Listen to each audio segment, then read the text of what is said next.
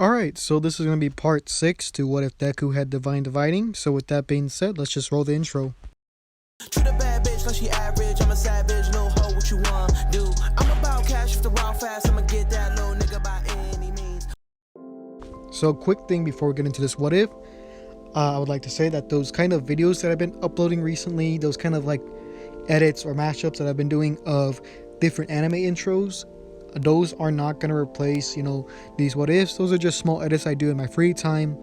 And, if you guys are going to watch it, then cool. If not, then you don't have to watch them. They're just like small things that I like to do, and you can go and watch them if you want. I made 4 in total at this point, but the first one I did was a long time ago, around this time where I had less than like 500 subscribers or something like that. So yeah, maybe I'll make a playlist of them later if I remember to. But yeah, also I'd like to say that I am doing a Q&A for my 1,500 subscriber special. So if you have any questions for me, comment down below. And I would also like to say that if you want series like these to continue, remember to give them a like, because they help the video do better. And yeah, so let's actually get into the what if. So in the last part, we just got done with the kind of a stain fight, right? So we would pick up at the hospital, where Deku would be visiting Ida, and he would help him get through the stuff that happened to him, right? There's not really a way for him to heal him, because the boosted gear and divine dividing have no healing properties whatsoever, to my knowledge at least. So yeah, he'd be like trying to console Ida, and Ida would kind of be beating himself up because he did something reckless, and it's he went against his better judgment. And if he wasn't so reckless, he wouldn't have those injuries that he has now, right? So after that was done, this is when the chief of police would come, and he would actually tell Ida and Deku that the person who's getting the credit for this stopping the hero killer is actually going to be Endeavor, since they were not allowed to use their quirks. So yeah. So Deku does not really have to wait in the hospital like Ida does, so he gets more training off. And what he would do in this is that I don't think that the boosted gear can like change your evil piece, or he can't do a promotion because he's not a devil. So yeah, I'm pretty sure that's how it works. So he wouldn't be able to promote himself because of that. So he wouldn't be able to do that. So what he does is that he learns to kind of he gets better at transferring power, right? Because he's never been in a situation where he needed to do that really. So he's just getting, he's training himself for that, combined with a little bit of physical training to get himself higher, to make his base power higher, so it'd be easier to divide and boost himself. So after the kind of week is over and they actually get back to school, this is when All Might and the other teachers basically tell them that they're actually going to go against them to see if they actually learned anything from their internship. But before all that happens, All Might does a test, a kind of race, to see who would, get the civilian out of danger first, right? And it would still be the same people that would go there, or be the first ones to try. This would be Deku, Ida, Mina, Soro, Bailey, and I'm pretty sure that's all of them that were in the race at the beginning. So in this one, Deku has a big advantage because, unlike his the canon counterpart, he could actually fly, which gives you a very big advantage in the My Hero universe, because not many characters can fly. So it makes sense, right? So not only that, but he has the balance breaker. I think it was called Vanishing Welsh Dragon, I believe, if I remember, because I haven't done this in a while.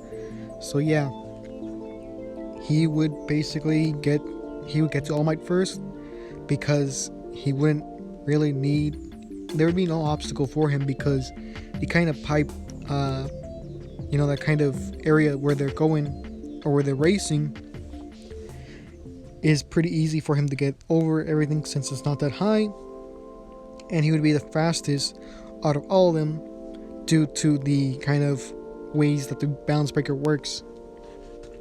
So yeah, he would get first place, and he would get to All Might first, and All Might would congratulate Deku and kind of take him aside for a bit, and he would say that looks like you made the boosted gear your own. And at this, the reason why he would say this is because All Might didn't really unlock his boosted gear until way later in life. I would believe around or after he got the injury. This is when he would unlock his boosted gear, which is not normal, to say the least, because usually you get that at a younger age, but he was the exception and actually got it way later in life. So he didn't have that much time to actually use the boosted gear like someone like Deku, who is almost a prodigy in the way that he uses his boosted gear or his sacred, his Longinus basically. So he would say that, and Deku would appreciate the sentiment and things like that. So we would get to the second part, or at the day after, and this is when they actually do the heroes or the students versus teachers, and Bakugo and Deku still get put up together or get paired up together because they have that history together.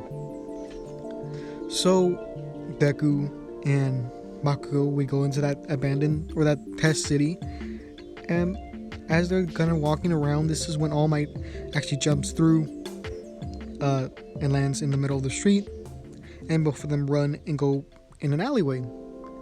And Deku's like, look, we gotta work together to actually get him, because if we don't, he's gonna beat us. So Bakugo's not really listening to Deku. He's like, oh yeah, I'll beat him. He's very confident and very arrogant, right? So he's like, Deku, I don't need your help. I'm gonna beat All Might all by myself. So this is when Bakugo would rush towards All Might, and he would try to blast him in the face using his explosions. This is when All Might would actually grab Bakugo and kind of slam him into the ground, because he'd be a lot faster than Bakugo would be expecting. And this is when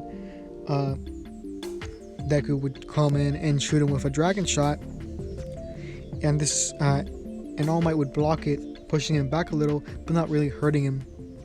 So after that was done, this is when Deku would come back and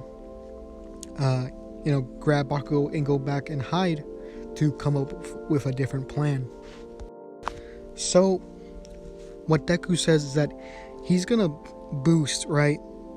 He's gonna constantly boost, and what's gonna happen is that Bakugo's gonna go out there and distract him, and Deku's gonna make it look like he's about to shoot All Might, so All Might will actually block and not focus on Bakugo, but instead of shooting, he's actually gonna transfer the power to Bakugo. That's the plan that they come up with. So Bakugo he agrees, but he's not really happy about it. But he is happy to the fact that he is gonna be able to beat All Might in this. So Deku kind of boosts a few times. I would say around 10 times. So this is like 1,000 times the strength of a normal person. Like I believe it's like 1,024. I believe that's a multiplier that he has. I think in the last part I said percent. It's not a percent. It's like a multiplier, right? So it's like a whole number, not a percent. So he would charge up for a bit, and this is when Bakugo would rush behind All Might, and All Might would come and try to do the same thing that he did before, but Bakugo would be able to dodge it. And this is when Deku would actually yell out and say, Bakugo, get out of the way. But that's not what he actually means. He's actually only saying this to get All Might's attention. And All Might would rush towards Deku and try to block the shot. But this is when Deku actually transferred the power to Bakugo. And Bakugo feels this surge of power. And he actually, as you know, All Might actually grabs onto Deku. This is when Bakugo actually does a howitzer impact on All Might. Right? So this is a howitzer impact that's around 1,000 times stronger than it normally would.